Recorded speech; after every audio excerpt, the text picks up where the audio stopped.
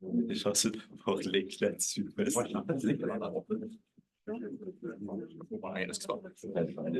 J'écrivais des trucs, la musique, c'était comme.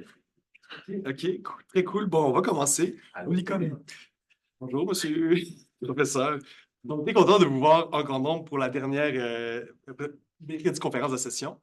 Euh, on est très chanceux aujourd'hui de clôturer avec un professeur assez iconique de programme, le professeur Jean Privat. Juste un petit détail biographique pour que vous sachiez, le professeur a soutenu sa thèse en 2006 à l'Université des sciences et techniques de Montpellier 2, soit par opposition à Montpellier 1. Puis sa thèse, ça portait. Je ne pas sur Montpellier 3. Ouais, non, j'ai vu que c'est assez lourd. Puis donc, pour voir que ça. Il y a toujours une continuité dans ce que vos travaux. Votre thèse portait sur un langage et son compilateur, PRM et son compilateur PRMC. Puis ça s'intéressait au langage à objet avec héritage multiple en général. Puis vous avez rédigé ça sous la supervision de Roland Ducournau, qui, comme j'ai dit, vous irez voir, c'est vraiment la caricature de qui vous pourriez imaginer comme étant l'enseignant sage, le professeur Jean Privat.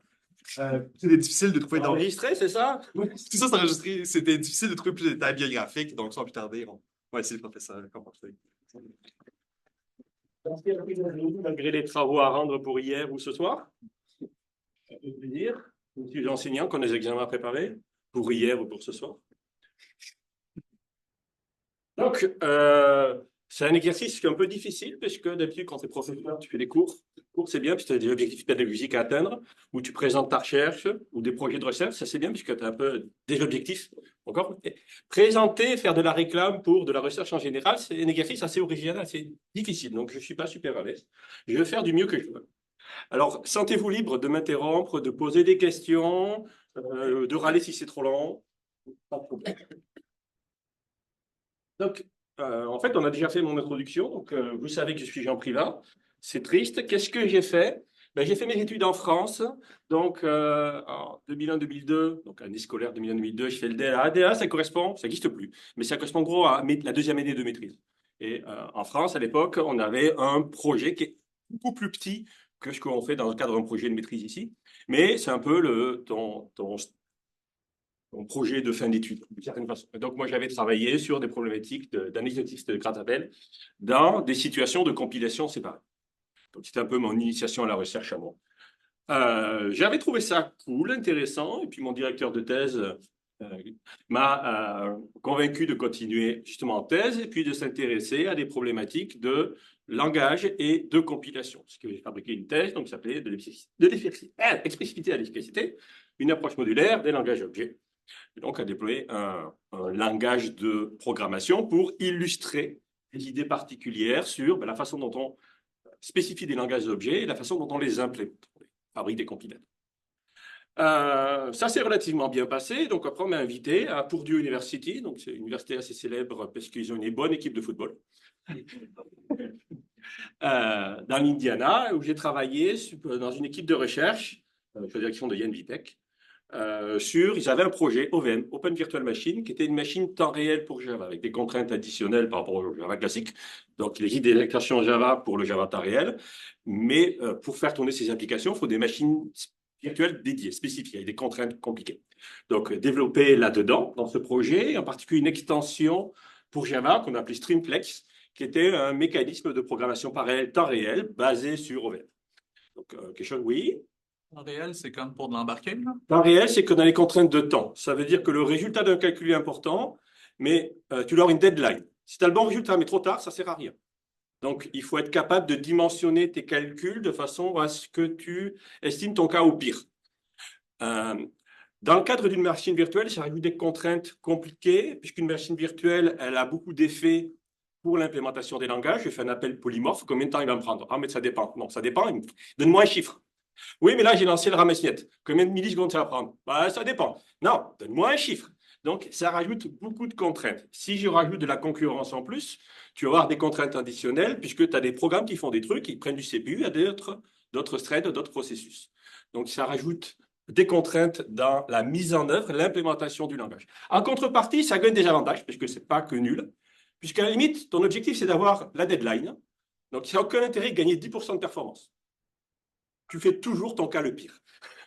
Donc, tu n'optimises rien en moyenne. Il n'y a aucun intérêt d'optimiser en moyenne. Tu te mets, je te sens ma deadline, je l'ai avant, c'est good, c'est pareil. Donc, la façon dont tu organises tes programmes sont un peu différents, la philosophie de développement est différente.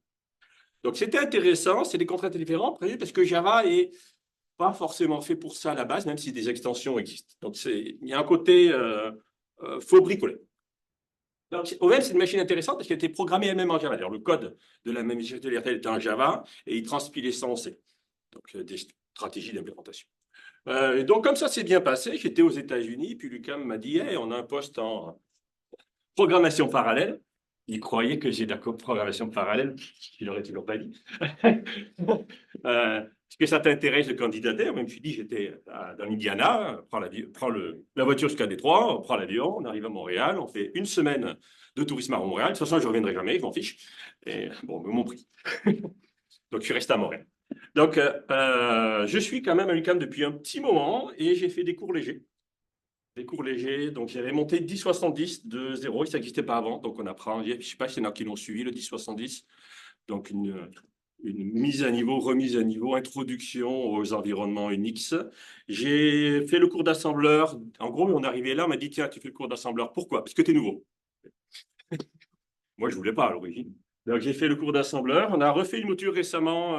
On refait le cours from scratch en RISC 5 en septembre. Je ne sais pas s'il y en a qui l'ont subi.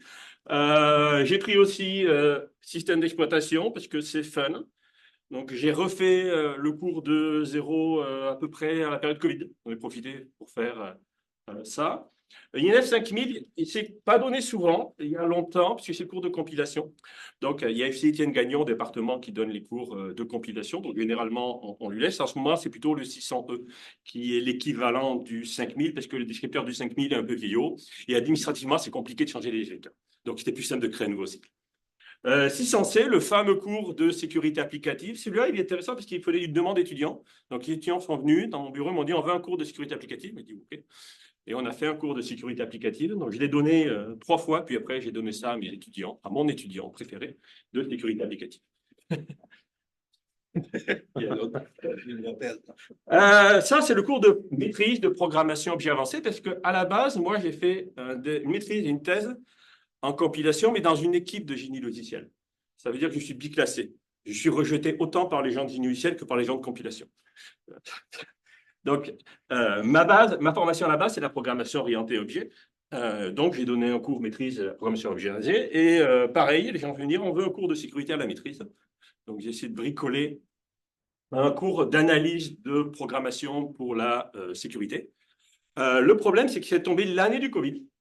J'en ai déduit qu'il y avait une malédiction sur ce cours, donc je l'ai donné à quelqu'un d'autre pour ne pas avoir la malédiction tout de suite. Donc, ça, c'est après les trucs que je donne. On m'a proposé aussi le cours de potion et de défense contre les forces du mal, mais j'ai dit non, ça fait. Donc, qu'est-ce que je fais? Bon, ben, ce que je pense que ma famille pense que je fais, il manque un niveau d'indirection.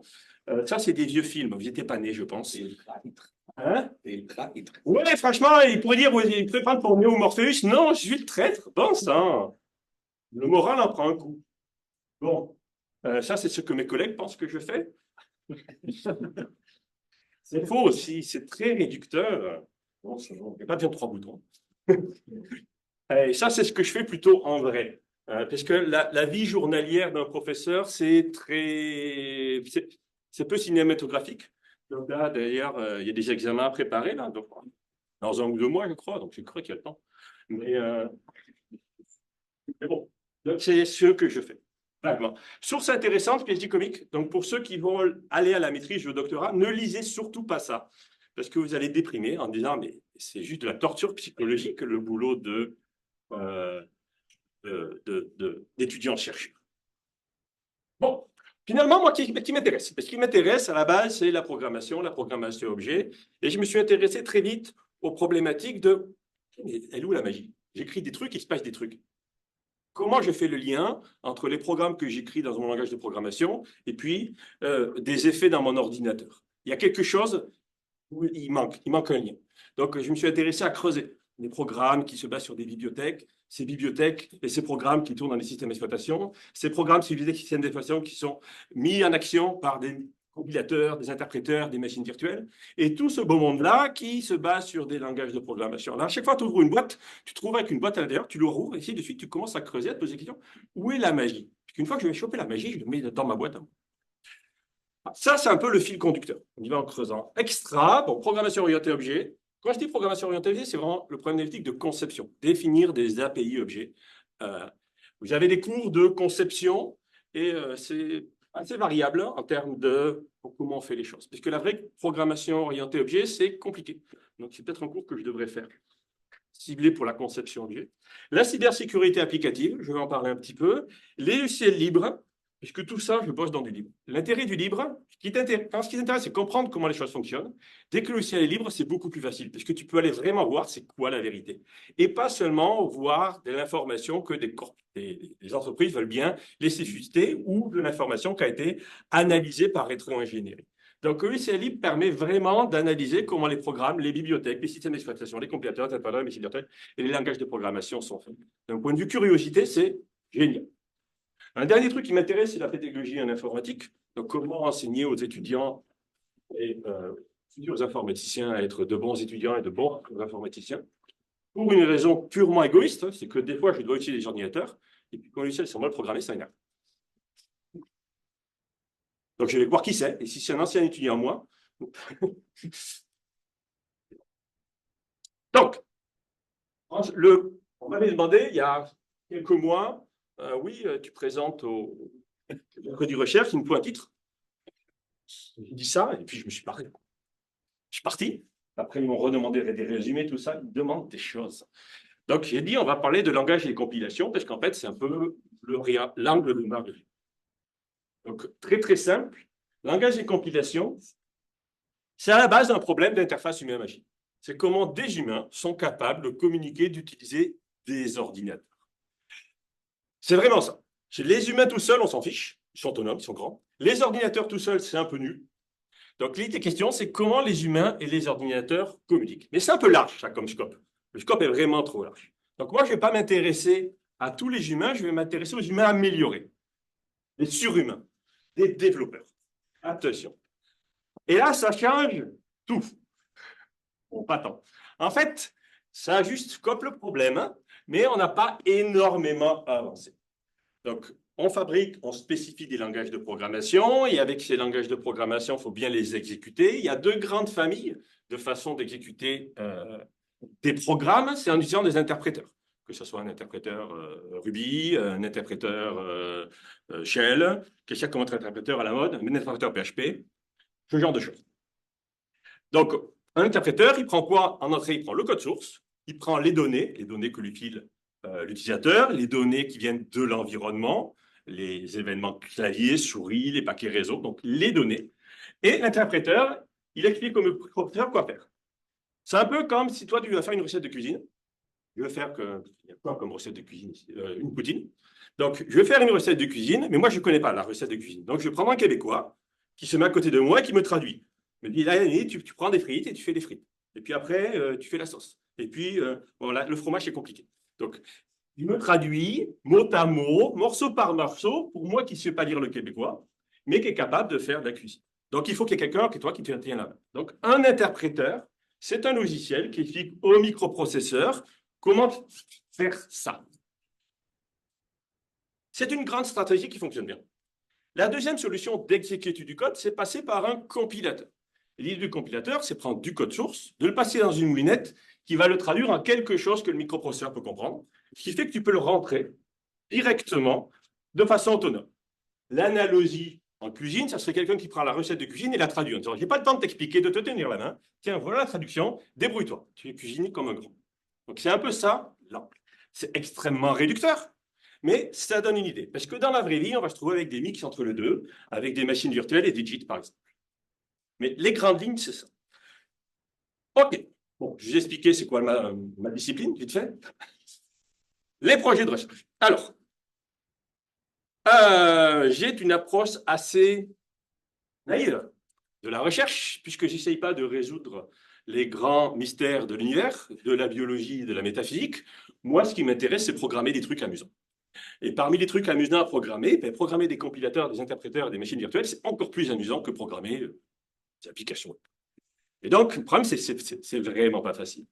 Les applications, les compilateurs, les interpréteurs et les machines virtuelles, c'est rapidement des très gros programmes qui sont extrêmement compliqués, qui manipulent des données extrêmement complexes et qui est dans le cercle de confiance. On n'a pas le droit à l'erreur. Un informaticien classique, il a relativement confiance dans son compilateur. Il a relativement confiance dans son système d'exploitation. Il a zéro confiance dans son navigateur web. Il a zéro confiance dans son traitement de texte.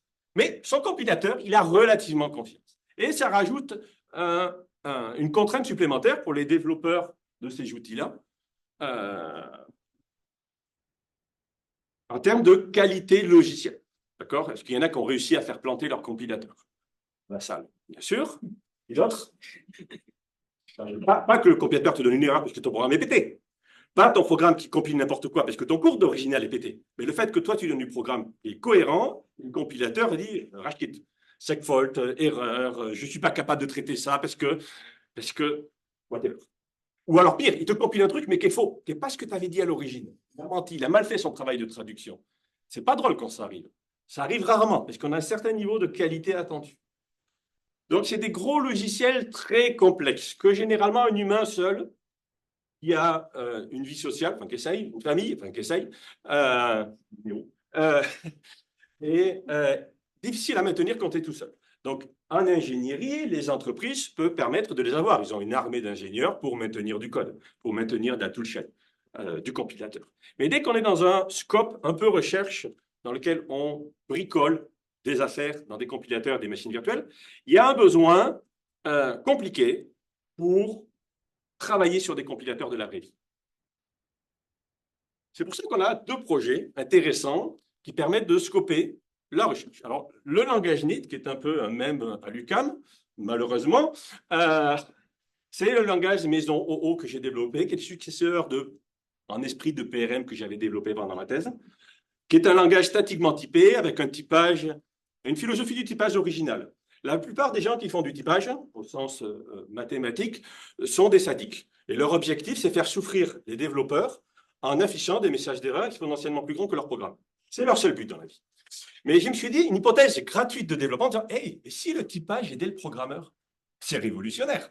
Donc, là-bas, on a fait un langage statiquement typé où le typage t'aide avec plein de fonctionnalités cool, relativement avancées, donc de l'héritage multipropre, du raffinement de classe, du typage adaptatif. Vous ne savez pas ce que c'est, donc prenez mon cours objet. On a développé un compilateur optimisant qui prend du code-NIT et génère du binaire efficace. On a aussi un interpréteur extrêmement naïf pour prototyper nos affaires.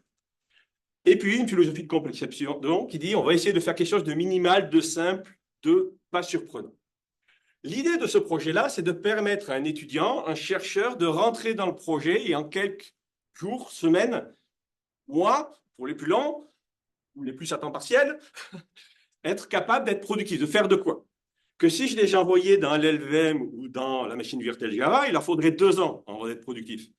Ce qui n'est pas très utile dans le cadre d'un stage de recherche ou d'une maîtrise.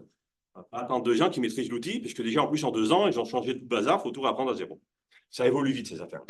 L'autre chose, c'est qu'on en contrôle l'outil. Donc on fait un peu ce qu'on veut. Donc quelques trucs cool. Alors le problème des compilateurs, rapidement, c'est que ce n'est pas sexy. C'est triste. VI, j'ai pas de feedback. NIT.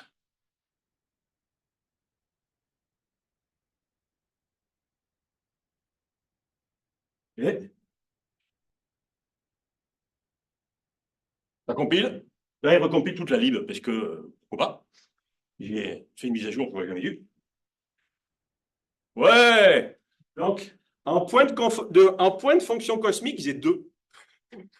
Parce que j'ai fait la lecture d'un fichier et puis l'écriture d'un binaire.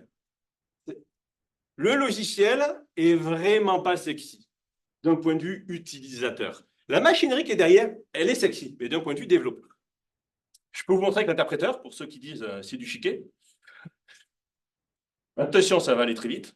Donc là, donc on arrive à développer un langage de programmation avec, oui. Tu comprendre la différence entre le compilateur et l'interpréteur dans Le compilateur prend un fichier source et se génère un binaire qui s'appelle le nom. Par défaut, c'est le nom du binaire sans extension. J'aurais pu l'appeler un point out, mais j'ai dit quand même. Et puis l'interpréteur, il prend directement le source et il fait l'effet. Donc ça correspond au dessin que j'avais tout à l'heure. Le compilateur est dans 2 étapes. On fabrique un binaire autonome indépendant qui est optimisé et qu'on peut livrer. L'interpréteur, il faut qu'il trimballe le code source avec lui. Et le nôtre est très, très naïf, donc en plus il est très long. Donc, le use case d'un interpréteur versus un compilateur, c'est que ça fait la même chose, mais plus rapidement. C'est pas le même use case.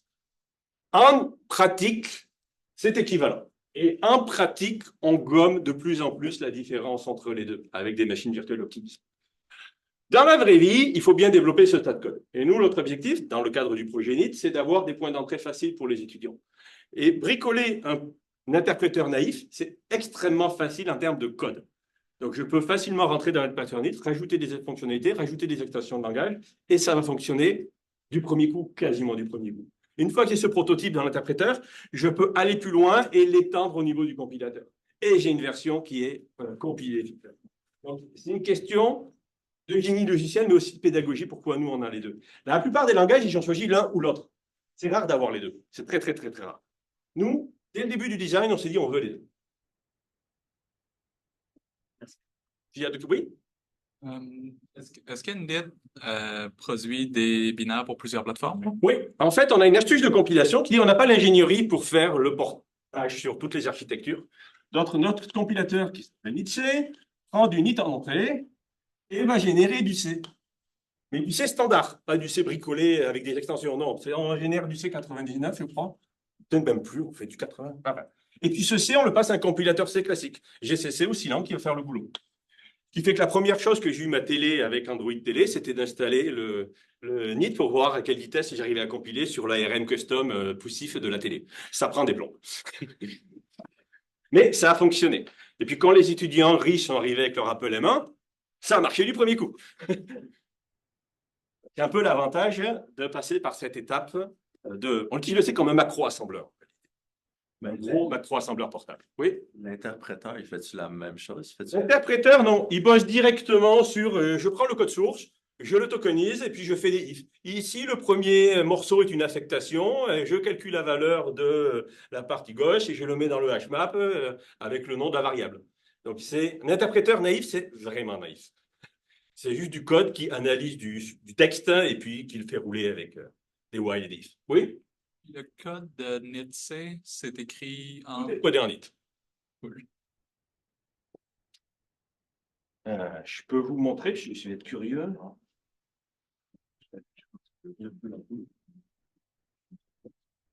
On a un site web, des languages, et on a un dépôt quelque part. J'ai une question. Oui, vas-y. J'adore cette question. C'est la question du bootstrap de compilateur. S'il lui est écrit en NIT, je suis allé dans le temps, j'ai récupéré... Non, c'est pas vrai. En fait, quand tu télécharges le truc, tu vas faire make dans le code source. Là, le dépôt, et on a même le bazar, et on a même, regardez, on a la coloration syntaxique et la couleur verte classique de la faculté des sciences, mais aussi de NIT. Et le relocage connu, on a 21% de NIT et 74% de C. Parce qu'en réalité, ce qu'on va faire, c'est, lui, je vais le sauvegarder dans un répertoire. Et quand je vais faire le make initial, je vais d'abord compiler une version, non pas à partir de NIT, mais à partir d'une version intermédiaire. D'accord? Qui va me permettre d'avoir une espèce de proto-compilateur qui va servir à faire plusieurs tours. On va rentrer dans les détails, mais généralement, on fait trois tours pour avoir un niveau de stabilisation. Oui, mais tu vas dire, mais comment tu as récupéré le C original? Est-ce que tu l'as écrit à la main? Non. En fait, historiquement, on a bootstrapé avec un proto-compilateur en Ruby. Donc, tu codes un Ruby à la MOST qui implémente un sous-ensemble de NIT avec de la façon la plus naïve possible pour avoir du C, très très naïf, et là, tu pars dans le mode de bootstrap. Maintenant, ce compilateur primitif en Ruby, il est plus fonctionnel, parce que le langage a trop évolué. Donc, tu pars d'une ancienne version en C. La mise à jour du C se fait une fois tous les 10 ans. On a du code qui est relativement solide. C'est-à-dire que le vieux compilateur en C est toujours capable de faire tourner le NIT moderne. Enfin, le compilo moderne. Les bibliothèques, non. Les bibliothèques vont utiliser éventuellement des trucs plus avancés que le compilateur primitif ne sait pas faire, parce qu'il n'a jamais été implémenté à cette époque-là. D'autres questions, d'autres remarques? Le code binaire n'est pas portable. Le code est binaire n'est pas portable, exactement. Le C est portable, le binaire n'est pas portable. En termes de dépendance, on dépend principalement de l'ellipse et de l'IBOM, qui est le ramassette qu'on utilise, ce qui fait que on peut se passer les binaires d'une architecture à l'autre et ça va marchouiller. Mais c'est mieux de recompiler. OK. Je ne vais pas rentrer trop dans les détails, parce que ce n'est pas l'objectif. Quoi d'autre qu'intéressant? Pour ceux qui vont au séminaire Lattes, éventuellement, vous devez vous inscrire pour la pizza. On utilise un logiciel qui s'appelle Opportunity, qui est codé en NIT, qui est fièrement codé en NIT, excusez-moi. Donc, fièrement codé en NIT, c'est marqué, qui permet de faire des sondages. Et la fonctionnalité première de Opportunity, c'est de pouvoir calculer le ratio de pizza nécessaire à commander. Donc, tu fais plusieurs choix de topping de pizza et en fonction du nombre de choix, tu as une pondération qui s'applique. Et en fait, on avait rajouté... C'est pour ça qu'il faut faire pas confiance au supply chain. On avait rajouté un if en dur qui boostait la poulet rôti barbecue. Pour en avoir un peu plus. C'est chiant, les gens mettent la VG. Qu'est-ce qu'on va manger des légumes. Ah ben, donc, un deuxième projet plus récent, c'est Faro. Alors, Faro est complètement diamétralement l'opposé de NIT dans son scope, mais cohérent dans la philosophie finale. Donc, Faro est un dialecte moderne de Smalltalk. Les plus vieux d'entre vous connaissez, entendu parler éventuellement de Smalltalk dans vos cours d'histoire de l'informatique. C'est un langage de programmation rigolo.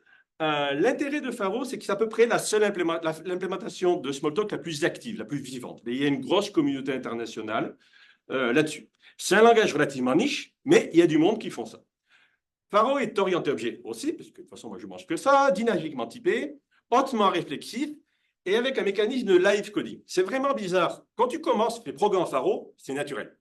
Mais quand tu viens à Faro sur le tard, c'est bizarre. Mélange ton système d'exploitation, un langage de programmation et une IDE ensemble. Ça veut dire que le code que tu édites, il est en train de s'exécuter pour de vrai. Les objets que tu inspectes dans ton debugger, tu peux les bricoler et résumer l'exécution. C'est intense en termes intellectuels. C'est extrêmement versatile et dynamique. Par contre, c'est fragile. C'est fragile. Tu peux tout détruire tellement trivialement. Il n'y a pas de protection. J'ai envie de casser la classe array, que rien ne va fonctionner, parce que ton interface graphique, ton IDE, ton compilateur a besoin de la classe array fonctionnelle pour marcher. Si tu pètes array, tu n'as plus rien. Dans la solution, c'est que tu pètes array. OK. Donc, philosophie de conception qui date de Smalltalk. Smalltalk, c'est les années 80, avant les années 80. Minimal, puissant, réflexif. Et ce qui est intéressant dans Faro, c'est qu'on va avoir des industriels qui sont coincés avec une grosse base de code de production basée sur des Smalltalk propriétaires industriels qui coûtent une blinde à maintenir. Donc, ces gens-là, ils ont un intérêt à passer sur des versions libres d'implémentation de Smalltalk pour continuer à faire tourner leurs affaires. Donc, ils arrivent à vivre avec ces industriels niches qui ont de l'argent, qui ont de la base de code et qui veulent que ça tourne. Ils veulent de la production. Ils ne sont pas là pour déconner et ils n'ont pas les ressources pour tout écrire en Java en moins bien. Faro, c'est relativement rigolo comme façon de travailler. Et le problème des étudiants, des professeurs qui bossent en Faro, c'est dès qu'ils passent dans un autre langage, j'ai l'impression qu'on leur coupe les bras. Ils ne peuvent plus rien faire. C'est-à-dire que je suis obligé de relancer mon programme pour le débugger. C'est quoi ça? Je suis déjà mon éditeur. Pourquoi je devrais lancer mon programme? Donc, c'est des choses bizarres. Un truc rigolo en Faro que Général montre pour les gens qui font des présentations Faro, c'est Roissal, qui est une bibliothèque de visualisation. Donc, il y a qui font du R, peut-être, donc un langage statistique de visualisation, ou du Panda, je crois que c'est l'équivalent Python. Donc, c'est pour du traitement de données. Je prends des données, je fais de la représentation, je fais du filtrage, je fais des choses. Donc, ça, c'est Faro, la boîte. Et là, j'ai le playground. Et j'ai lancé un truc qui dessine des arbres et je peux faire des choses pour de la visualisation. Et là, ça me dit c'est le truc. Donc, chaque rond, c'est un nombre et il y a une flèche quand il est relié à sa moitié. Donc, tu divises par 2, division euclidienne, division entière. Donc, chaque nœud a un parent et puis un nœud a 2 enfants. Le double et le double plus 1. Parce que c'est une bibliothèque qui est faite pour la visualisation des graphes en La général. visualisation de tout. Tu peux faire des charts classiques. Ça fait tout. Donc, ça fournit des primitives de Canva de dessin et puis ça fournit des primitives de plus haut niveau pour faire de l'analyse de données. plus tout ce qu'il faut pour l'interactivité avec ton analyse de données, parce que tu es live. On est en live coding. Le code et les données visualisées, ce n'est pas un snapshot des données, c'est la représentation actuelle des données actuelles. Donc, qui permet de modifier les données, d'avoir les effets sur la visualisation, ou d'interagir sur tes données en interagissant sur ta visualisation. C'est Smalltalk qui a inventé les concepts d'interface graphique et de MVC, modèle vue contrôleur. C'est eux qui ont inventé ça. Donc, c'est leur base, c'est leur le fond de commerce. Le langage est bizarre. Bizarre parce qu'il est vieux. Donc, ils vont dire, pourquoi on va changer? Ça fait plus de 40 ans qu'on écrit comme ça. On ne va pas changer parce que Python ou Java, un peu, il faut les comprendre. Mais c'est un peu bizarre. Il y a des espaces partout, il y a des choses comme ça. Mais bon, c'est une boucle. Il y a des collectes, il y a des blocs, il y a des machins. Je ne veux pas rentrer trop dans les détails. La syntaxe est ouverte. OK. Je ne veux pas faire sur Faro. Ce n'est pas l'objectif. S'il y a des questions sur Faro, je pourrais répondre. Y a-t-il des questions sur Faro? Vas-y. C'est quand tu édites le code, tu n'as pas besoin de le relancer, genre? Yep. Donc, entre le moment où tu es dans une version qui compilerait pas, genre? Il n'y a pas de code source. Ouais. Le code source, c'est live. Fait que si je suis en train de l'éditer, Ouais. ben, avant que j'ai fini mon édition, il y a Non, parce qu'il y a une étape de commit. Tu édites ta fonction, et puis tu dis, je veux la sauvegarder. C'est au moment où tu vas la sauvegarder qu'elle va remplacer l'ancienne implémentation. Est-ce que tu pourrais, à la ligne 10, changer le 2 par 3 pour le faire? Ouais, bon, ça, c'est juste un playground. Donc, oui, je trouve ma souris. Et ouais, souris. Et là. Il y a un lag, hein. C'est bizarre. C'est peut-être à cause de Zoom. Je mets un 3, et normalement, je devrais avoir 3 enfants par nœud. Yep. Voilà, il y en a 200, c'est un peu nul. On peut en mettre 20 pour qu'on les voit mieux.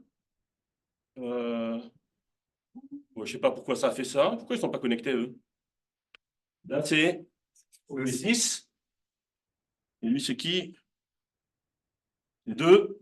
6 divisé par 2. 6 divisé par 3 égale 2, ça a de l'allure. Après, le reste, je ne sais pas. Pour débugger cette affaire-là, j'ai autre chose à faire. Merci. Regarde, on va le réparer. C'est un peu comme des notebooks, genre? Notebook, tu as une version itérative, tu as une ligne. Là, c'est tout est lié ensemble. Toutes tes cellules de code vivent ensemble. Là, c'est juste un playground. C'est ton terminal, l'équivalent du terminal d'un système d'exploitation. Tu mets tes commandes et tu les playes. Mais tu as la version 2. J'ai une classe avec des méthodes et j'écris le corps des méthodes.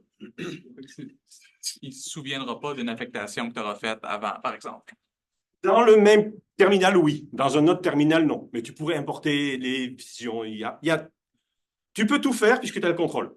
À la limite, s'il manque un truc, tu le rajoutes. C'est pas un problème. Tu dis, il ne me plaît pas, je veux rajouter un bouton. Rajoute un bouton. Qu'est-ce qu'on en a à faire? Tout, c'est du Faro. Tout ça, il n'y a rien qui n'est pas natif au langage. L'interface graphique, le logo, les boutons, c'est tout programmé de façon réflexive. Et si ça ne me plaît pas, je peux les changer, je peux les mettre à jour et je peux surtout les péter. L'an dernier, j'avais fait une sabbatique justement à l'équipe de Lille qui bossait sur Faro et j'ai codé leur compilateur. Et régulièrement, je pétais le compilateur. Le problème de péter le compilateur, c'est que tu ne peux pas compiler une nouvelle version qui marche parce que tu n'as plus de compilateur. Oups. Donc, la solution, c'est pas péter le compilateur. C'est facile. Ouais, c'est pas Backspace. Le Backspace, c'est Le backspace. Oui, ça va faire backspace. C'est l'affaire qu'on pétait tout le temps. OK. Ah, tu mettais backspace? Bon, oui, c'est juste un peu. J'ai aussi recodé la complétion, la fenêtre de complétion. Là, c'est du Faro 11, mais j'ai codé dans Faro 12. Il est en prise en ce moment. Donc, Faro 12 est en prise. Donc, il va bientôt être incessamment sous peu être publié. Bon, c'est pas important. Voilà. Donc, l'intérêt de NIT et de Faro, c'est qu'on a des systèmes qui sont minimaux et qu'on est capable, avec peu d'énergie, de rentrer dedans.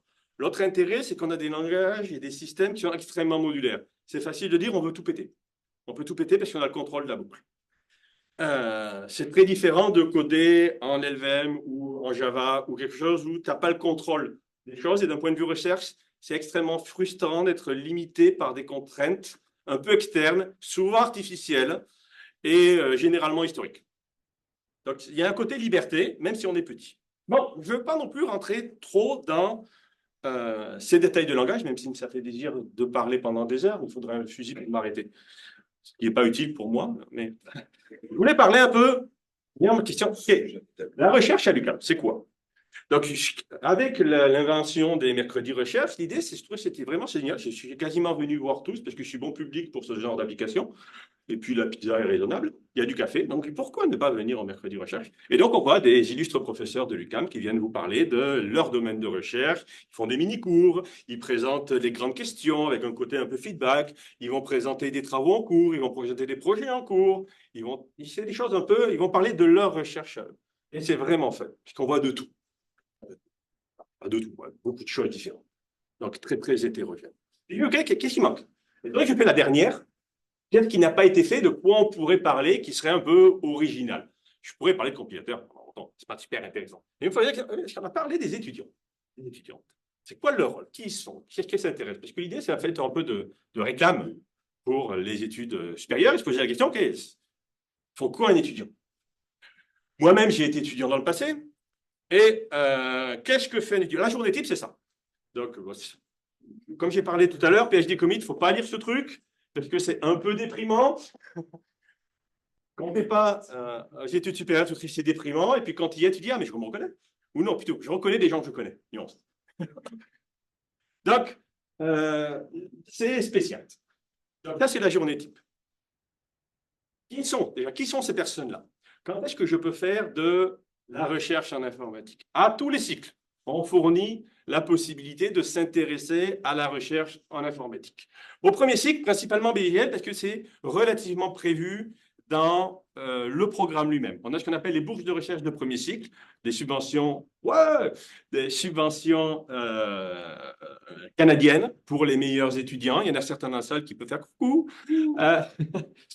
Dans le programme du BJL, on a ce qu'on appelle le profil Honor. Donc, si tu as une bonne moyenne, je ne vois plus combien c'est, tu peux, 3,5 et plus, tu peux switcher au profil Honor, ce qui veut dire que tu fais un projet individuel, pas en équipe, individuel. Tu l'as responsabilité d'un prof, ça te fait un cours. Et parmi les 2 cours optionnels, tu vas choisir des cours de maîtrise ou de doctorat. C'est fun. Donc, il y a des gens qui font ça. Et puis, même si tu ne qualifies pas au profil Honor, tu peux en fait juste faire le cours projet. Parce que c'est 3,2, je crois, pour lui, et 3,6 pour le package. Ou 3,5 pour le package. Et au pire, si tu veux faire autre chose, si tu es dans un profil coop, tu peux choisir de faire des stages dans l'industrie, mais tu peux aussi faire des stages dans un laboratoire de recherche. Et par exemple, dans un laboratoire de recherche à l'UQAM. Par exemple, dans un laboratoire de recherche à l'UQAM, sous la direction du professeur privat. J'ai vu des exemples. Et puis, si ça ne t'intéresse pas de faire des stages coop, parce que l'architecture et la bureaucratie coop, tu peux faire des stages non coop. Ça marche aussi. Donc, quand tu fais des stages de recherche coop, ils sont crédités dans tes 3 stages. Ou pas, tu fais comme tu veux. On est libre. Donc, ça, c'est le profil un peu pour initiation à la recherche. Les gens peuvent après éventuellement s'inscrire à la maîtrise en informatique, dite maîtrise recherche, puisque à l'UQAM, au département d'informatique, on a une maîtrise en informatique généraliste. Ouais, maintenant, ils ont enregistré un profil IA pour faire hype. Mais c'est généraliste, on fait toute l'informatique. Et puis, on a 2 maîtrises professionnelles, la maîtrise en génie logiciel, MGL, et la maîtrise en sciences des données, MIGD, intelligence et gestion des données, qui sont où on apprend plutôt à utiliser les outils, les bonnes pratiques. Là, on est plus recherche. Fais ce que tu veux en grande quantité. Comment ça fonctionne? On a 5 cours avancés et un cours de méthodologie, et puis un projet de recherche qui est le gros morceau, sous la direction d'un professeur. 3e cycle, on recommence. C'est un rond de Stockholm, attaque, et on a 2 cours dans la même banque et un énorme projet qui est le projet de thèse. Là, on va faire continuer le travail de direction. Mais là, ce n'est pas très représentatif. On a du mal à comprendre c'est quoi, de quoi on parle. Qui comprend de quoi on parle concrètement? J'ai compris que Crayolote, ça j'ai compris, mais le reste. Donc, la formation, ça c'est important. On ne fait pas de la formation à la recherche. On fait de la formation par la recherche. Ça veut dire que le débouché des gens ici, là ou là, ce n'est pas de devenir des enseignants-chercheurs comme moi, c'est éventuellement de bosser dans l'industrie. C'est ou de bosser, de monter sa propre start-up, ou aller faire du fromage de chèvre en Gaspésie. Fais ce que tu veux après. Mais ce qu'on va faire, ce n'est pas vous apprendre à devenir des chercheurs, c'est admettons que vous êtes des chercheurs, faites des trucs. Et avec cet effort de admettons que je suis un chercheur, je fais des trucs, je vais apprendre des choses. Je vais apprendre sur des problèmes rares, complexes, qu'on ne verrait pas forcément dans l'industrie, chose que tu ne ferais pas dans une vraie boîte. On va apprendre à utiliser une méthodologie scientifique méchante, d'ordre et de discipline. L'objectif, ce n'est pas d'avoir un résultat. L'objectif, c'est d'avoir un bon résultat de la bonne façon, d'être capable de le justifier. On ne se base pas dans notre coin, on part des résultats de recherche qui sont déjà là. Donc, l'état de l'art, la revue de littérature, les bonnes pratiques, l'état de la situation est vraiment important en recherche. L'objectif, ce n'est pas réinventer la roue carrée. Ça n'a aucun intérêt de réinventer la roue carrée. L'objectif, c'est, étant donné la roue, est-ce que je peux faire mieux? Je peux faire des chenilles. Donc, c'est un peu ça. Et puis, on a un vœu que j'ai du recul. C'est pas juste un micro-technicien qui va laver des éprouvettes. Oui, éventuellement. Mais est-ce que tu es capable de comprendre c'est quoi la problématique que tu travailles dessus et devenir un expert international? Et je considère, moi, que mon travail est fini quand je demande à mes anciens étudiants pour des questions d'expertise, parce que moi, j'y connais rien, c'est lui, c'est spécialiste mondial maintenant. Donc, ça marche bien. On a une petite approche différente. Ça, c'est des arguments pour ceux qui viennent de l'industrie ou ceux même qui viennent du scolaire. Quand tu es à l'école, il faut remettre des TP, qualifier les exigences, avoir des bonnes notes. Tu sais que les TP est faisable. Tu as des examens, il faut faire les examens, il faut répondre aux questions, mais tu sais que c'est faisable. Quand tu es dans l'industrie, tu as un projet à faire. Tu as des deadlines. On ne te demande pas de raconter ta vie. Livre la marchandise, rajoute de la valeur. En recherche, on dit, on ne sait pas, on recherche. Alors, fais des trucs. Fais des trucs jusqu'à que tu trouves. Et ce qui est intéressant, éventuellement, ce n'est pas de trouver, parce qu'on ne sait même pas s'il y avait une solution. L'important, c'est la méthodologie, le chemin, les amis que l'on rencontre dans le chemin. On essaye des trucs. Il faut être créatif. Et c'est désarçonnant, parce que c'est quoi la réponse? J'en sais rien. Travaille et peut-être tu sauras. Et puis si on ne sait pas, tu auras quand même quelque chose. Tu sauras que tu ne sais pas. Pourquoi ça a échoué? Intéressant. Bon. Comment expliquer ce que font le travail d'étudiants? Je dis, une chose simple, ça serait juste de regarder, mais qu'est-ce qu'ils ont fait, mes étudiants? Déjà, comment ils s'appellent? Et puis, bêtisons, tout ça. Mais qu'est-ce qu'ils ont fait? J'en ai un peu, tiens. J'ai des étudiants qui ont travaillé sur de l'extension de langage. On prend un langage qui a des limitations, qui ne sait pas faire des trucs, et on va essayer d'augmenter le langage, le rendre plus expressif. Mais on ne va pas faire des trucs random. On va dire on veut un langage qui dessine des canards Unicode. Ça n'a aucun intérêt. Il faut qu'il y ait une motivation, une logique, un besoin. Donc, qu'est-ce qu'on fait? Pourquoi on le fait? Qu'est-ce que les gens ont tenté de le faire? Est-ce que le problème est répandu ou pas? C'est quoi les façons de s'y prendre? Comment je justifie? Quels sont les compromis que je dois faire? Parce qu'au bout d'un moment, il faudra choisir entre 2, 3, 5, 15 000. Lequel je prends? Pourquoi? Je ne vais pas faire les 15 000. Pas le temps. Donc, c'est une justification méthodologique qui est importante. L'autre question, dès que tu fais l'extension de langage, c'est pourquoi tu ne fais pas juste une bibliothèque?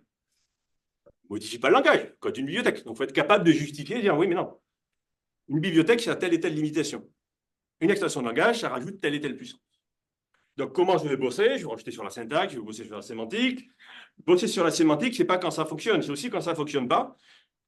C'est important de penser à la récupération. Donc, les messages d'erreur, et certains, ça c'est vraiment amélioré. Mais avant, les messages d'erreur, c'était dramatique. Bosser sur l'implémentation des moteurs d'exécution, dire oui, j'ai la spec, mais les compilos, les interpréteurs ne l'apprennent pas. C'est un peu nulos. Donc, il faut bosser interpréteur et ou compilateur. Et puis, maintenant qu'on l'a, il faut l'expérimenter, le mettre en œuvre. Regardez, j'ai réécrit tout le compilateur NIT en utilisant mon extension. Et j'ai gagné 4 lignes. Ou j'ai perdu 20% de perf. Oups. Donc, il faut être capable de justifier la valeur, la mise en œuvre de ton extension de langage qui, normalement, doit répondre aux besoins initiaux au départ. Donc, tu as un cycle complet de développement et d'extension de langage. Et en fonction de ce que tu fais, ça peut rentrer dans le cadre d'un stage de premier cycle, d'un mémoire de maîtrise, d'une thèse ou de 40 de thèse. Donc, un des premiers étudiants de maîtrise que j'ai encadré en arrivant à l'UQAM, c'est Jean-Sébastien Guilina, qui était en collaboration avec Étienne Gagnon, professeur du département. Et l'idée, c'était, on prend le langage protonite et on rajoute un concept de type nullable. Type nullable, c'est être capable statiquement de déterminer si une expression, une variable, un attribut peut contenir non nul ou pas, ou je ne sais pas. C'est un peu l'idée. Ce n'est pas nouveau comme concept. En 2012, c'était quand même assez nouveau. Maintenant, il y a des langages qui le fournissent, plus ou moins bien faits, plus ou moins. Et donc, nous, c'est parti. OK, comment on va essayer de le faire bien? Alors, ce que j'ai fait, j'ai juste copié un morceau du résumé, donc dans la partie abstracte. Donc, je ne vais pas vous le lire, mais ça explique un peu l'objectif, la philosophie. Nous, ce qu'on veut, c'est ça, ça et ça comme contrainte de qualité. Notre contexte et nos contraintes de mise en œuvre, c'est telle affaire. Par exemple, le langage protonite. Et puis, notre mise en œuvre, c'est telle affaire. On va jouer statique, dynamique, avec les règles de telle façon. Le problème de nul, c'est la construction des instances. Quand je fabrique une instance, new, avant la première ligne de ton constructeur, tu as un objet à moitié construit. et il y a forcément des valeurs qui sont nulles, mais pas nulles, et c'est nul. Donc, on est dans des situations relativement compliquées. Et on ne veut pas une solution à peu près. On veut un truc qui soit carré, qui soit robuste. On se rappelle que notre compilateur, nos interpréteurs font partie du cercle de confiance des humains. Donc, c'était super intéressant. Et puis, l'implémentation proposée, on l'a encore à peu près, modulo de 3 changements, mais le fondement est là. On a eu, par exemple, pour dire, oui, ça serait cool d'avoir un langage pareil, le parallélisme, c'est bien, ça va plus vite, ça permet de faire des programmes mieux, des trucs comme ça. Et puis, ce qui paraît, j'avais fait du parallélisme temps réel quand j'étais jeune. Donc, on s'est dit, hey, on va rajouter du parallélisme. Donc, première approche, on va tenter un modèle de programmation parallèle qui s'appelle Linda. L'idée de Linda, c'est que j'ai un espace partagé où je mets des tuples, donc des lignes d'une base de données, et puis j'ai des travailleurs qui peuvent ajouter des tuples ou sortir des tuples qui possèdent certaines caractéristiques. C'est comme ça qu'ils vont communiquer entre eux. Ils ne vont pas jamais communiquer directement, ils vont communiquer par un espace partagé. Donc, ça fonctionne bien, c'est un modèle qui existe, il possède des variations, des implémentations. Je dis, hey, on pourrait essayer de le mettre dans NIT. Donc, on a un étudiant, Sylvain Poirier, qui a bossé là-dessus. Au final, l'approche était intéressante, mais on s'est rendu compte que le langage NIT, c'est un langage objet. Et puis, les tuples, c'est pas très objet. Et donc, ça marchait bien. Il y avait un problème malaisant quand tu l'utilisais. Il y avait quelque chose qui n'allait pas. Il fallait passer par des arrays de trucs, et ça, c'était nul. Et donc, j'ai dit, plusieurs années plus tard, 5 années plus tard, on va prendre notre étudiant et va faire une implémentation parallèle, mais d'un autre modèle de programmation qui s'appelle le modèle d'acteur. L'idée des acteurs, c'est que je vais avoir des objets classiques, certains qui sont des objets plus égaux que les autres, qui sont actifs. Bon, un objet qui a crossé un thread. Et l'idée d'un acteur, c'est qu'il possède aussi une boîte aux lettres. Et donc, au lieu d'envoyer des messages synchrones, de l'appel d'invocation de méthode, je vais mettre l'invocation de méthode dans la boîte aux lettres, qui est stockée par une file. Et les objets actifs, dans leur propre thread, vont traiter les messages de la boîte aux lettres au fur et à mesure. Ça a l'air bizarre. Je veux dire, je suis en train de court-circuiter le mécanisme de polymorphisme d'envoi de message, machin, point de truc, pour rajouter une sémantique additionnelle. Je suis en train de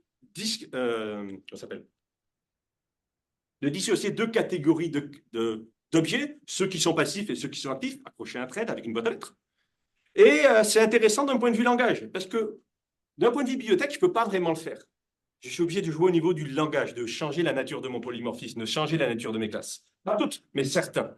Et donc, au niveau langage, on veut rajouter des annotations, on veut rajouter des mots-clés, on veut rajouter de la syntaxe, de la sémantique, parce qu'on veut que ça soit statiquement typé. La plupart des mécanismes du modèle d'acteur sont sur des langages dynamiquement typés. Donc, si je rajoute du typage statique, je rajoute des contraintes de sémantique, de conformité, etc.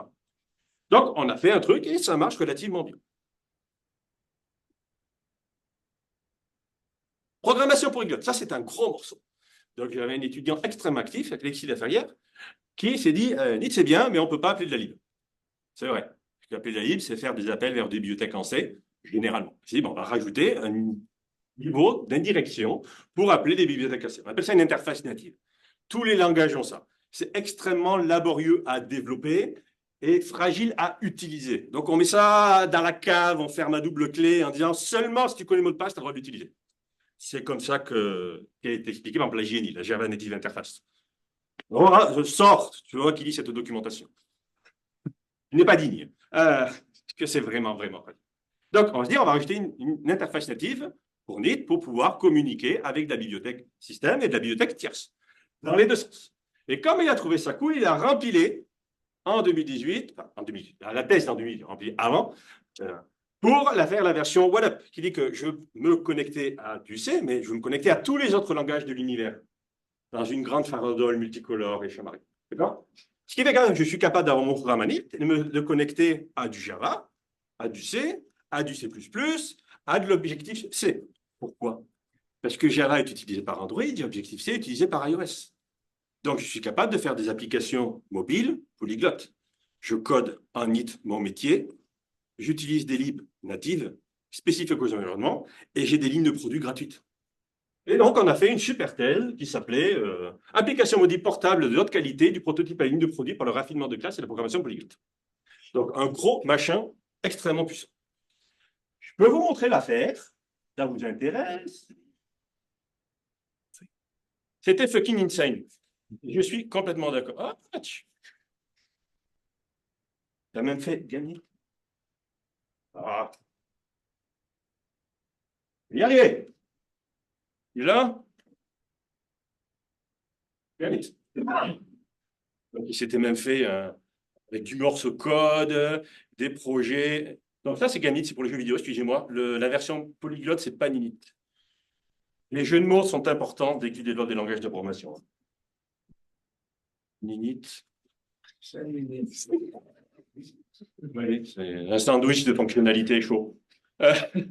Donc, t'expliques des applications natives. Passnit. Donc, Knitter. Knitter, yep, Knitter, c'est monstrueux. Enfin, donc, le truc, c'est que l'apport Android et iOS ne fonctionne pas parce que nous, on est hyper robuste et solide, mais pas eux. Android a tendance à péter tout tous les 6 mois parce que ça leur fait plaisir. Et donc, tous tes scripts et tes chaînes de compilation et tes positions des choses ne fonctionnent pas. Et la seule doc, c'est mets à jour ton Visual Studio, ton Android Studio et coche telle case. Je doute sur une ligne de commande, sur une intégration continue. Je n'ai pas de boîte à cocher. Donc, c'est extrêmement pénible et on n'a pas l'énergie psychologique pour maintenir ce truc-là. J'ai déjà motivé pour faire la mise à jour. Regardez sa build sur des erreurs à la con parce que Gradle, c'est de la domme. Ce qui n'est pas satisfaisant. Le problème n'est pas de l'autre côté, c'est de leur côté. Je peux quand même vous montrer des trucs rigolos. Contrib. Il y avait quoi d'accident? Il y avait Stéronite. Ah ben oui, on va pas faire le mec. Donc on compile Astéronite avec la ligne de produit Linux, qui va s'interfacer avec les bibliothèques graphiques de Linux. C'est gratuit. Donc, ça n'a pas l'air, mais c'est extrêmement puissant d'un point de vue langage. Puisque là, on vient de faire du raffinement multiple, implicite. C'est génial. Et puis, on va le lancer, il est dans Bin. Et Bin. Stéronique. Et puis, j'ai... Ah, c'est sur l'autre écran. Ça, c'est les logs. Puis, j'ai un jeu astéroïde. Piou, piou, piou, piou, piou. Bon, ça va avec l'écran, mais piou, piou, piou. Et puis, je suis dans un tort. Ouais! Ça vaut ce que ça vaut. Q pour quitter, je crois. Bon, peut-être lui pour quitter. X pour quitter. Je peux vous montrer CD, point, point. Non. Je l'ai mis où?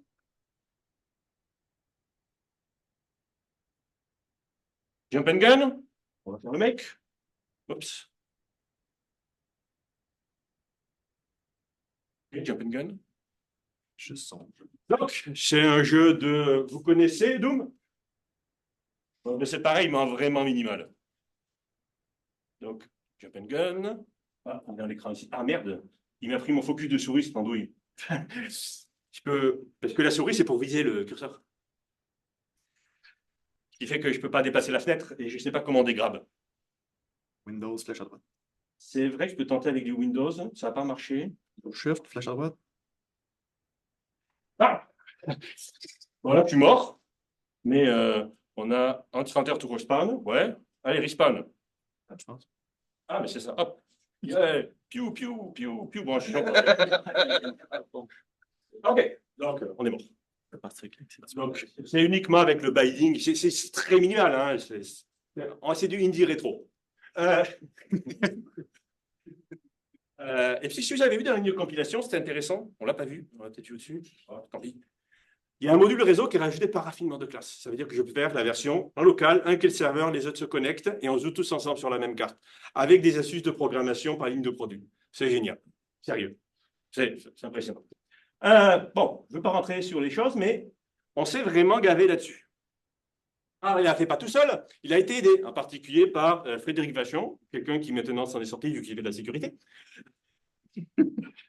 qui a aidé pour développer le port vers toutes les bibliothèques Android et qui vont bien. Parce que Android, la bibliothèque pour tous les contrôles graphiques, pour tous les contrôles matériels, les capteurs, le réseau, les intents, il y a tout à binder. Et donc, c'est fabriqué un outil qui s'appelle JWrapper, qui prend du Java, qui bricole et qui te fait les classes de wrap automatique à NIC avec un espèce de miroir.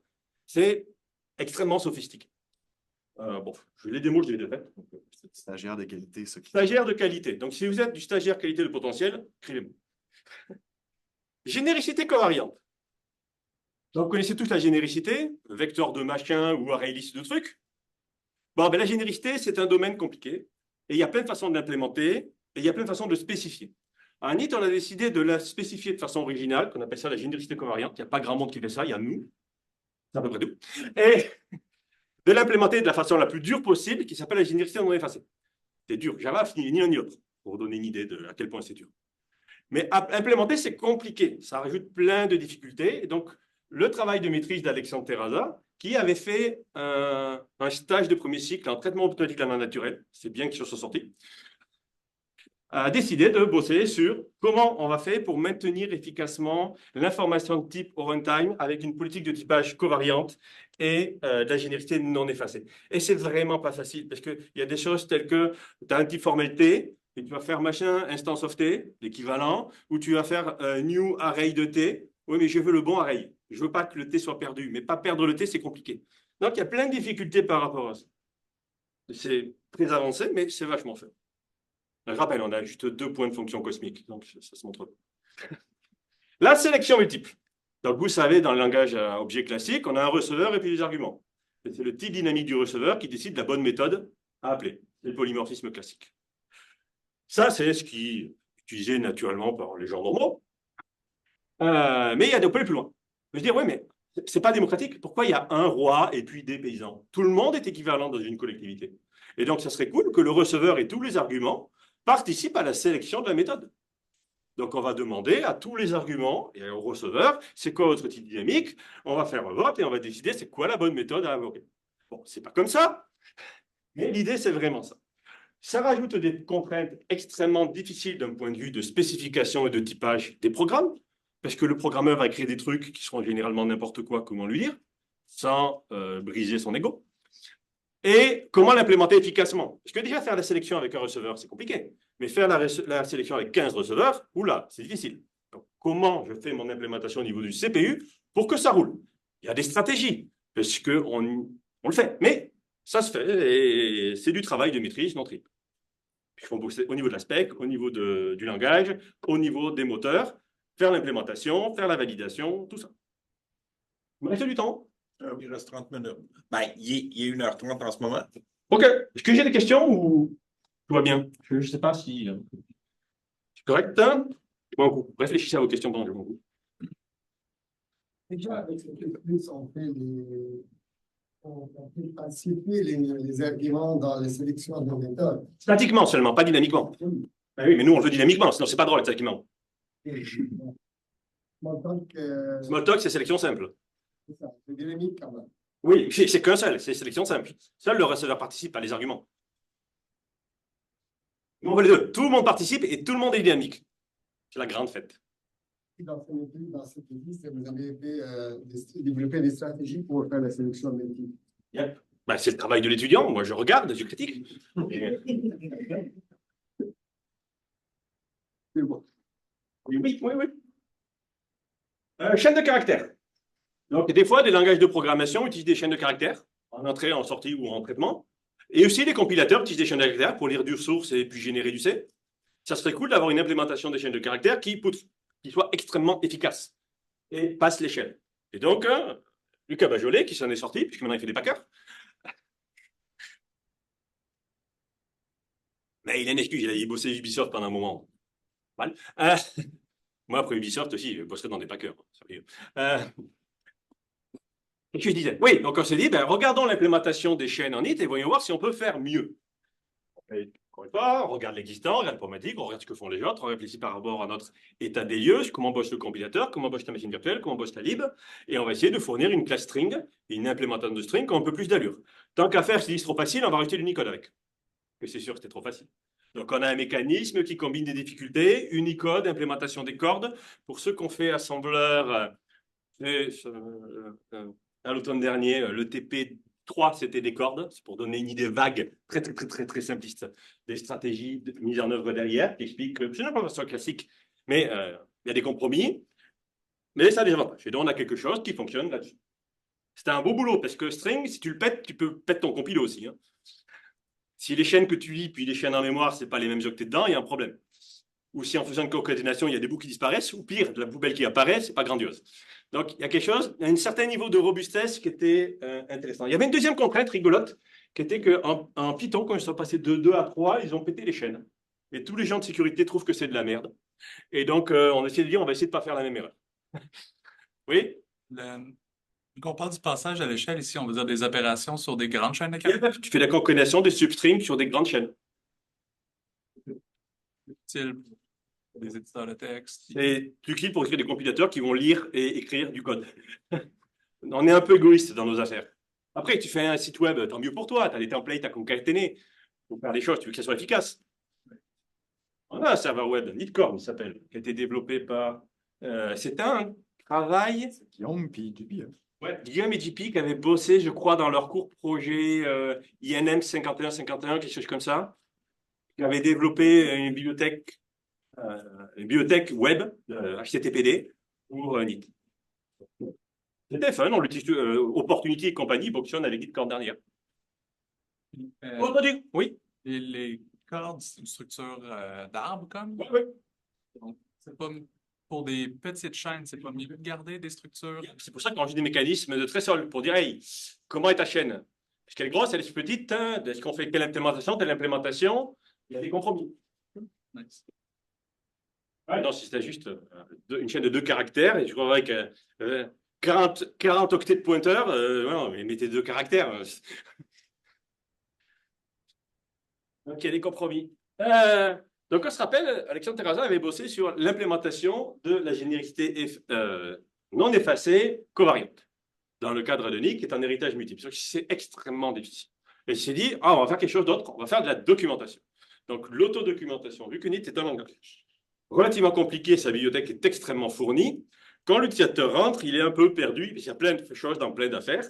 Et puis, les étudiants qui écrivent de la lib, éventuellement, ils savent écrire du code, mais ils ne savent pas écrire de la doc. Donc, comment on peut les aider, ces gens-là? Donc, on s'est posé la question de, je suis capable de documenter des petits morceaux, des méthodes indépendamment. Ce n'est pas un livre, c'est un livre de Jacques Le Hérault. Tu passes d'une méthode à l'autre, mais tu n'as pas de vue d'ensemble. C'est pas très intéressant. Est-ce qu'on est capable, avec des techniques de TALN, des techniques de langage, vu que c'est quelqu'un qui a fait son stage en TALN, de raisonner sur de l'aide à de la documentation? Et donc, il y a un côté compréhension de code, j'analyse du code source pour comprendre ce qu'il fait, comprendre communauté et générer de l'information consommable par un humain qui est soit lecteur, soit écrivain. Donc, je l'explique mal, mais c'est super. En byproduct, il a fabriqué un outil qui s'appelle NitWeb, qui est un autodoc dynamique. Il va te permettre de naviguer dans ton modèle objet, dans tes bibliothèques, dans tes méthodes, dans tes packages, de façon non pas avec juste des grosses pages statiques Javadoc ou Docigène, mais de l'information dynamique et avancée par rapport à ton point de vue. Il y a aussi un fuzzer, un matcher qui est relativement puissant. Derrière, ça tourne avec du Nitcorn et une base de données graphes. Il y a du Neo4j aussi. Donc, c'est assez intense d'un point de vue de développement, indépendamment de la qualité de la recherche. Programmation pour contrat.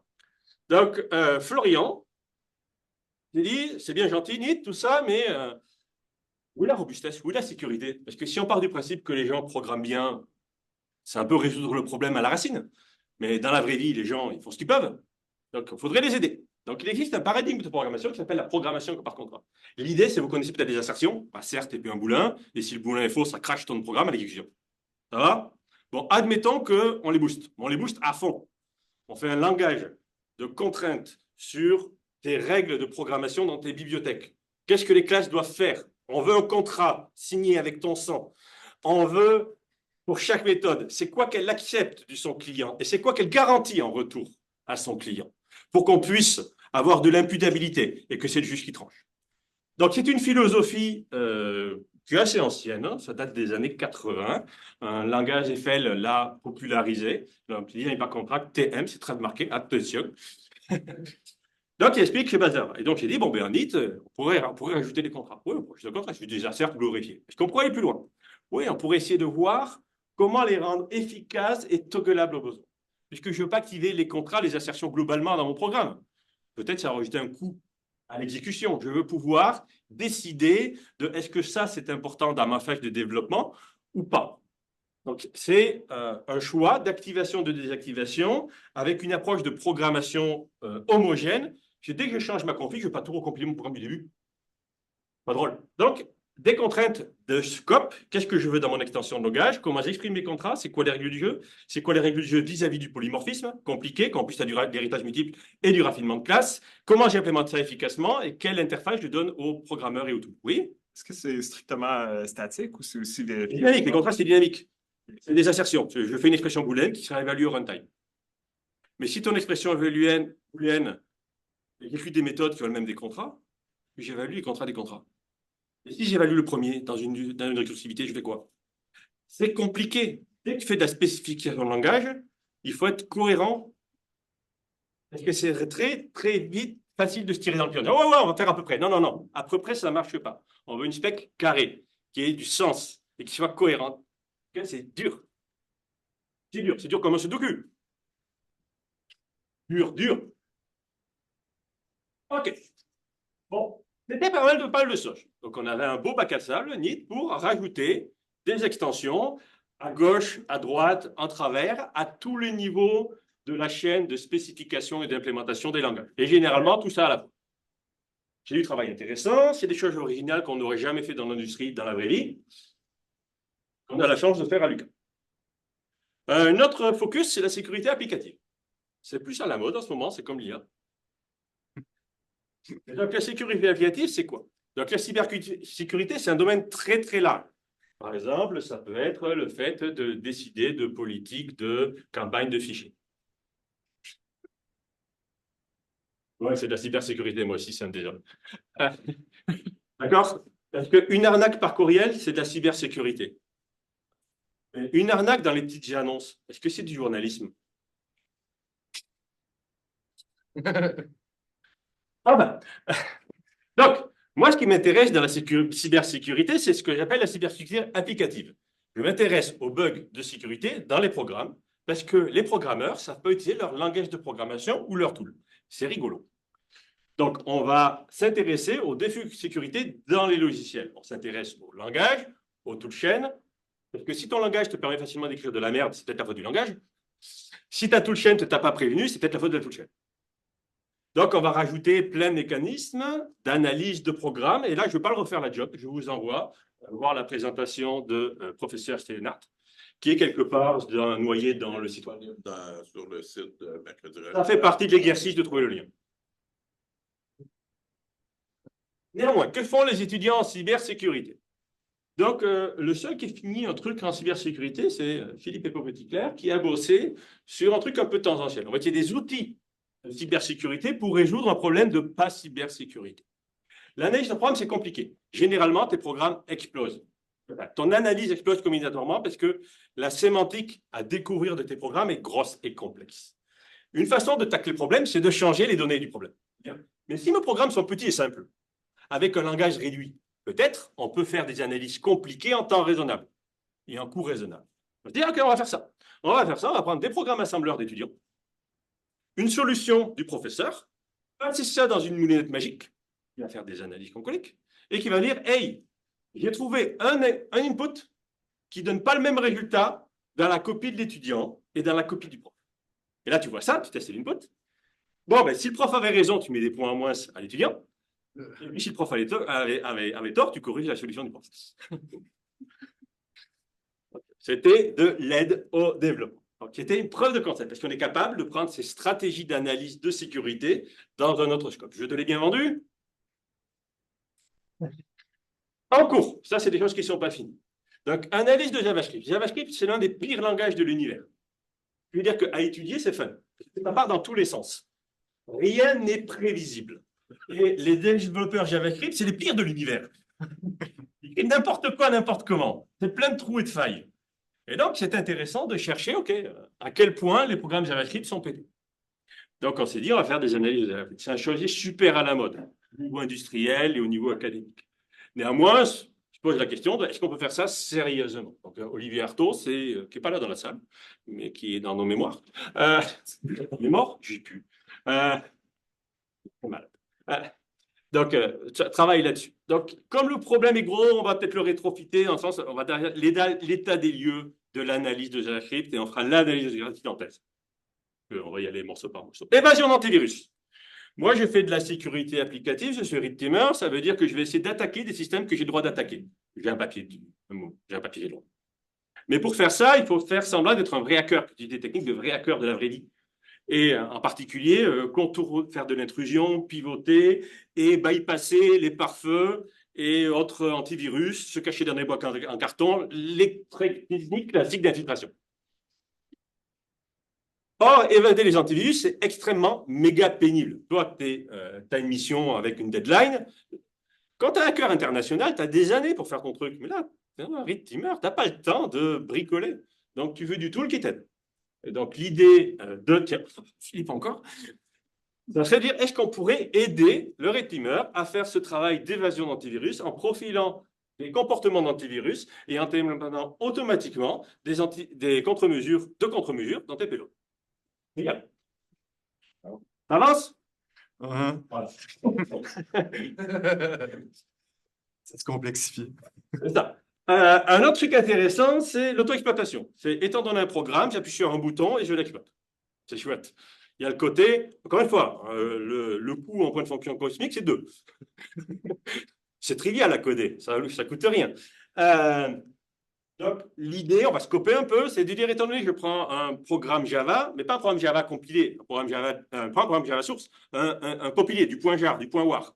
Est-ce que je suis capable de, je te donne ça en entrée, et toi, tu me trouves automatiquement des vulnérabilités exploitables en utilisant des astuces de désérialisation. Alors, je ne vais pas rentrer dans les détails, mais la désérialisation Java, c'est un vecteur très intéressant d'exploitation, et c'est assez systématique. Donc, on part du principe qu'il y a quelque chose d'automatisable assez facilement, mais on ne sait pas, c'est de la recherche. Donc, le facilement reste à définir. Ça avance? Ça avance. Va-t-il? Peut-être moins que prévu. D'autres choses en cours, antifonctionnalité. Donc ça, c'est 2 projets qui sont des projets patrimoniaux du LaTeX. Et l'idée des projets patrimoniaux du LaTeX, c'est de mettre des professeurs sur des domaines un peu orthogonaux et leur dire, essayez de faire quelque chose, c'est de l'allure. Donc, un projet patrimonial, c'est avec des gens de communication qui s'intéressent au fait que les applications mobiles pour enfants, ce n'est pas de la bonne cam. C'est plein de problèmes éthiques. Et donc, qu'est-ce qu'ils font? Ils prennent un humain qui appuie sur des boutons et qui coche dans des cases, des tableurs, la liste des problèmes. On peut automatiser ça. Donc, on s'est dit, à quel moyen on peut juste prendre, donne-moi ton tableur Excel, je regarde les colonnes et je vois ce que je peux coder, des moulinettes qui vont te pré-mâcher le boulot à un maximum de qualité. Sinon, tu rappelles, tu aurais plein de problèmes. Mais il y a des choses qu'on peut automatiser, et puis c'est le sujet d'Emmanuel Merlot qui bosse là-dessus. Donc, c'est de la moulinette d'analyse de programmes Android. On part des APK, on n'a pas le source, donc on part de bas. Un autre travail avec Sébastien Gams, qui a déjà présenté, Sébastien, il me semble, qui a parlé de vie privée, pas de truc, Sébastien. Et donc là, on bosse sur une question de... en ce moment, il y a des tas de pays qui implémentent des systèmes d'identité numérique. Donc, dématérialisez votre carte d'identité, en gros, avec plein de problématiques de vie privée qui vont derrière. Ça, c'est la partie Sébastien. Et l'idée du projet, c'est, OK, mais au niveau des impacts techniques, en vrai, on est capable de faire des lois pour des avocats qui expliquent c'est quoi bien, qui n'est pas bien. Mais concrètement, au niveau technique, c'est quoi les challenges? C'est quoi la difficulté? Et si on me donne un mécanisme, un proto, une implémentation d'un contexte d'identité numérique, est-ce que je suis capable, de façon méthodique, systématique, voire automatique, exhiber les problèmes d'impact technique par rapport à ça? Donc, ça commence, on débute. Donc, on est encore très nébulaire dans les idées, mais on a bon espoir. Encore une fois, le chemin est plus important que le résultat. Il y a des questions? 10 questions? Oh putain! 10 minutes de questions? Waouh! OK, voilà. On vous applaudir.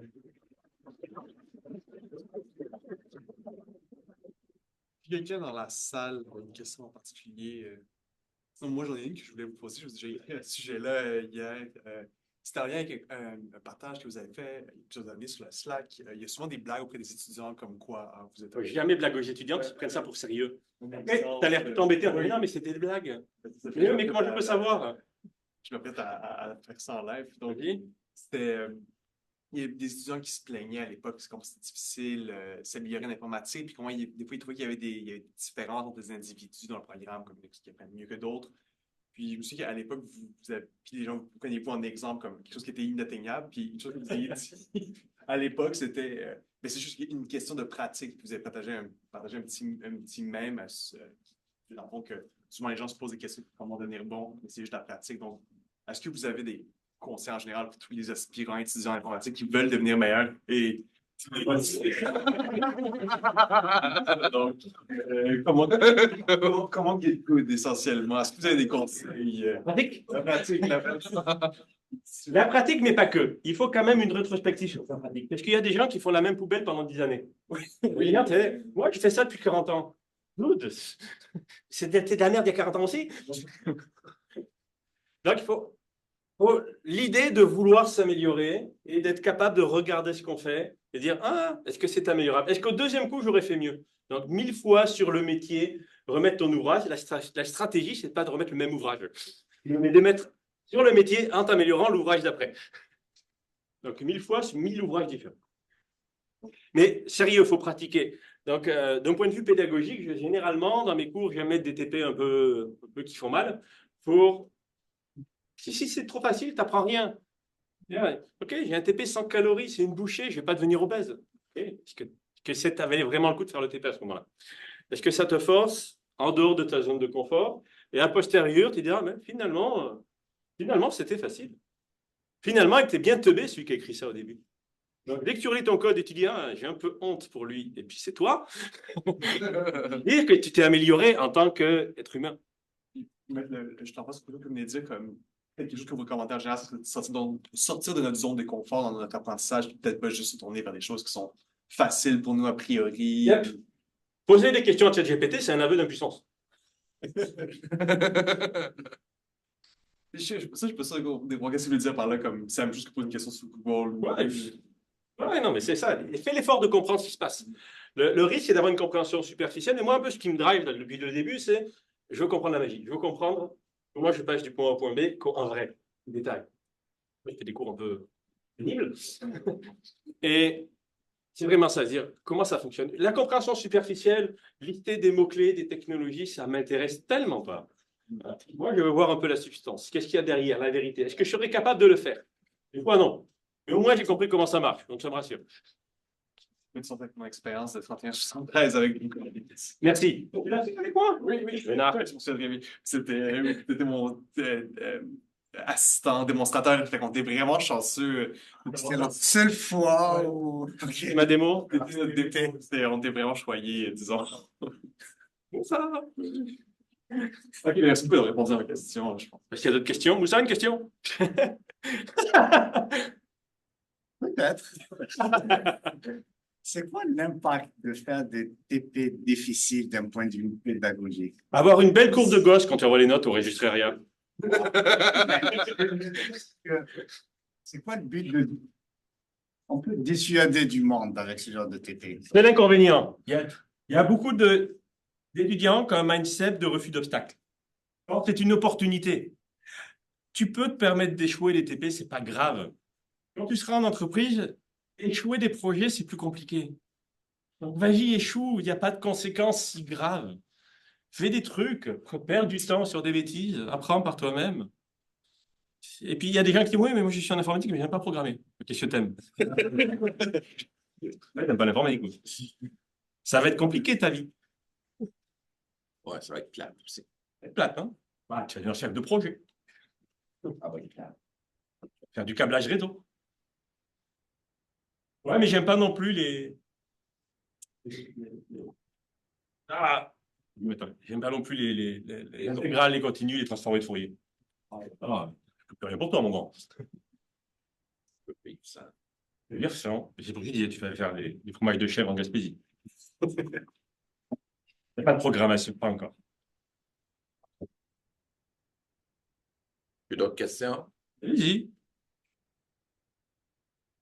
Ben, Non, ça, je peux arrêter ici. Peut-être 14 heures, donc c'est pas question. Et 14h moins 5 pour ceux qui ont des cours ou quoi que ce soit. Vite, vous allez rater votre point. Ça fait du sens dans le travail difficile. Ça nous met sur la voie des apprentissages non superficiels. Bon, ben, applaudissons des fois, professeur.